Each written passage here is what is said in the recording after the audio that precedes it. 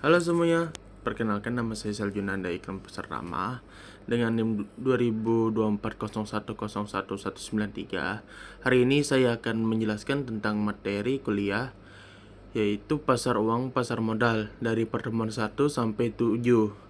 Dari peran Bank Indonesia sebagai bank sentral, kebijakan moneter, stabilitas sistem keuangan, pasar uang, instrumen-instrumennya, hingga pasar modal. Tujuannya bukan sekedar memahami teori, tapi bagaimana semuanya komponen ini saling terhubung membentuk satu sistem keuangan nasional yang utuh. Mari kita mulai. Untuk pertemuan pertama, Bank Sentral. Untuk memahami sistem keuangan Indonesia, kita harus mulai aktornya yang paling sentral, yaitu Bank Indonesia. Bank Indonesia adalah lembaga negara yang independen, artinya bebas dari campur tangan pemerintah dalam menjalankan tugasnya. Bukan sekedar status administratif aja, tapi fondasi kredibilitas kebijakan.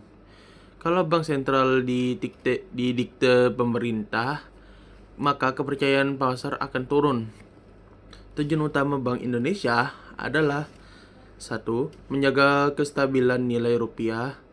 Kestabilan ini punya dua wajah, yaitu inflasi yang terkendali di dalam negeri dan nilai tukar yang stabil terhadap mata uang asing.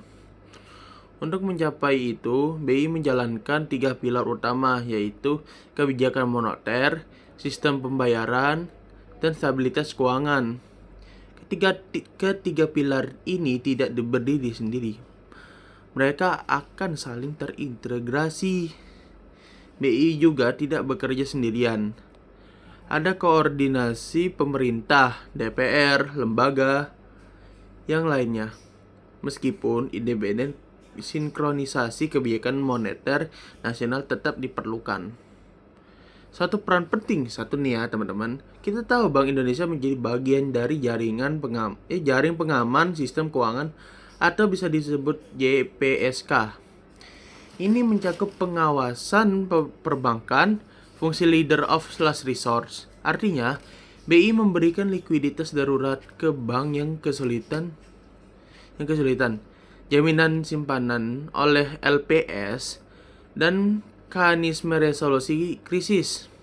Satu hal yang menarik, BI juga berperan aktif dalam pengembangan ekonomi syariah sebagai akselerator, inisiator, dan regulator ekosistem keuangan syariah inklusif. Pertemuan kedua, kebijakan moneter. Setelah memahami siapa Bank Indonesia, kini kita membahas apa yang mereka lakukan. Kebijakan moneter. Sejak 2005, BI menggunakan kerangka inflation targeting framework sebagai inflasi sebagai target utama. Tapi setelah krisis global 2008, kerangka ini diperkuat menjadi fleksibel ITF yang juga memperhatikan stabilitas sistem keuangan, nilai tukar, dan koordinasi fiskal. Inflasi sendiri adalah kenaikan harga secara umum dan terus-menerus, diukur lewat indeks harga konsumen. Ada dua jenis inflasi. Yang pertama, inflasi inti yang berasal dari tekanan permintaan dan biaya serta inflasi non-inti yang dipengaruhi harga pangan di negara yang lain yang lebih volatile. Untuk mengendalikan inflasi, BI juga menggunakan beberapa instrumen, yaitu BI 7-day reverse report rate sebagai suku bunga acuan, operasi pasar yang terbuka, dan kebijakan nilai tukar. Kebijakan ini lewat jalur transmisi, yaitu suku bunga, kredit, nilai tukar, dan harga aset serta ekspektasi masyarakat. Karena inflasi Indonesia juga banyak dipengaruhi oleh harga pangan. dan energi. Koordinasi dengan pemerintah menjadi sangat penting. Itulah mengapa dibentuk Tim Pengendalian Inflasi Nasional atau TPIN. BI juga mengembangkan instrumen referensi pasar, yaitu JIBOR sebagai benchmark suku bunga antar bank, dan JISDOR atau JISDOR sebagai referensi nilai tukar rupiah harian. Lalu di pertemuan 3, stabilitas sistem keuangan. Kita naik satu level stabilitas sistem keuangan. Stabilitas sistem keuangan adalah kondisi di mana lembaga keuangan, pasar keuangan dan infrastruktur keuangan mampu menjalankan fungsinya secara efektif bahkan saat ekonomi sedang tertekan. Ini ini persyaratan utama pertumbuhan ekonomi yang berkelanjutan. Ada 3 dimensi yang harus dijaga, yaitu stabilitas lembaga keuangan, terutama perbankan, stabilitas pasar keuangan sebagai sarana likuiditas dan investasi.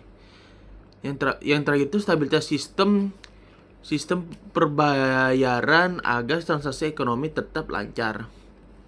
Bank Indonesia menjalankan peran ini melalui 3 cara. Yang pertama, kebijakan moneter untuk menjaga inflasi. Yang kedua, fungsi leader of last resort untuk menyuntik likuiditas darurat ke bank bermasalah. Yang ketiga itu pengawasan makroprudensial untuk menjaga stabilitas sistem secara keseluruhan, bukan hanya perbankan. Secara individu, BI tidak bekerja sendiri bersama OJK dan pemerintah. Mereka tergabung dalam Komite Stabilitas Sistem Keuangan atau KSSK. 2 tema penting yang memperkuat stabilitas jangka panjang adalah keuangan inklusif dan penguatan UMKM. Semakin banyak masyarakat yang terhubung ke sistem keuangan formal lewat program laku pindai seperti QRIS, M-Banking, dan lain-lain. Semakin kuat basis intermediasi keuangan. UMKM juga kuat, yang berarti ekonomi lebih terdiversifikasi dan tidak terlalu rentan terhadap guncangan sektoral. Yang berarti ini adalah pertemuan 4-5. Kebijakan moneter pasar uang. Kebijakan moneter punya tujuan, yaitu punya instrumen, tapi ia juga butuh jalan agar sampai tujuannya. Jalan itu adalah pasar uang. Pasar uang adalah pasar instrumen keuangan jangka pendek, umumnya di bawah 1 tahun. Fungsi dasarnya menyeimbangkan pihak yang kelebihan dan kekurangan likuiditas. Alur transmisinya begini. BI juga ubah suku bunga. Pasar uang antar bank merespons. Suku bunga memperbankan pergerakan. Jadi melalui investasi dan konsumsi terpeng aruh. Terus lanjut juga inflasi dan output ikut berubah. Tanpa pasar uang yang efisien, sinyal kebijakan moneter tidak bisa sampai ke ekonomi real. Ada satu masalah struktural yang penting. Pasar uang Indonesia tersegmentasi. Bank Indonesia punya akses likuiditas lebih mudah dengan biaya lebih murah. Bank kecil menghadapi biaya dana lebih tinggi. Akibatnya, transmisi kebijakan moneter tidak selalu merata. Di level infrastruktur, ada Financial Market Infrastructure atau FMI.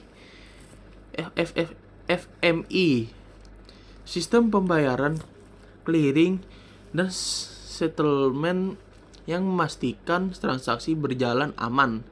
Contohnya di Indonesia BI RTGS untuk mentransfer dana real time, dan BI SSS atau BI S4 untuk transaksi surat berharga negara. Indonesia juga punya strategi nasional pengembangan dalam pendalaman pasar keuangan SN terus PPK yang bertujuan menciptakan pasar keuangan yang dalam liquid, efisien, inklusif, dan aman. Oke, selanjutnya itu ada pertemuan 6. Instrumen pasar uang dan dan pasar keuangan. Sebelum kita masuk ke instrumen, penting untuk memahami dulu bahwa pasar keuangan itu bukan satu entitas tunggal. Ada 5 jenis pasar keuangan yang saling melengkapi, yaitu pasar uang, pasar modal, valuta asing, pasar derivatif, dan pasar asuransi. Masing-masing punya fungsi berbeda, tapi semuanya bekerja dalam satu ekosistem yang terintegrasi. Sekarang kita fokus ke instrumen pasar uang. Treasury bills adalah surat utang jangka pendek pemerintahan. Dijual dengan sistem diskonto, yaitu beli lebih di harga lebih rendah dari nilai nominal saat jatuhnya tempo terima nilai penuh. Nilai penuh ya. T-bills nih menjadi benchmark risk-free rate, acuan resiko bagi semua instrumen lainnya. SBI atau Sertifikat Bank Indonesia adalah alat kebijakan moneter paling penting saat likuiditas terlalu banyak. BI menjual SBI untuk menyerapnya ibarat termostat sistem moneter, yaitu mengatur suhu ekonomi. Interbank call money adalah pinjaman antar bank jangka sangat pendek, biasanya overnight. Dipakai saat bank kekurangan dana sementara. Kondisi di mana mencerminkan kesehatan kepercayaan antar bank. Kalau macet, itu sinyal krisis. Sertifikat deposito adalah deposito yang bisa diperjualbelikan atas unjuk transferable, lebih ke fleksibel dari deposito. Bankers acceptance adalah instrumen yang lazim dalam perdagangan internasional. Bank menjamin pembayaran di masa depan atas nama importir. Eksportir mendapat kepastian bayar. Importir dapat waktu pembayaran dan mendapatkan fee. Fee. Oke. Pertemuan terakhir, pasar modal maksud saya, pertemuan 7. Kalau pasar uang adalah sistem peredaran darah jangka pendek ekonomi, maka pasar modal adalah sistem yang membangun otot pertumbuhan jangka panjang. Pasar modal menghubungkan perusahaan yang butuh modal besar. Modal besar nih teman-teman. Investor siap menanamkan dananya ke dalam jangka panjang. Instrumennya saham, obligasi, dan reksadana. Lewat pasar modal, perusahaan bisa ekspansi, modernisasi, bahkan akuisisi tanpa harus bergantung sepenuhnya pada kredit bank. Masyarakat pun bisa berpartisipasi dalam pertumbuhan ekonomi dengan memiliki pasar saham perusahaan produktif. Pasar modal Indonesia diawasi oleh OJK. B sebagai arena perdagangan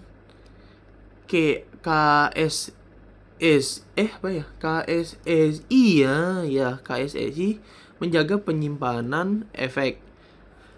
KPI memastikan clearing dan perjamingan transaksi berjalan dengan aman.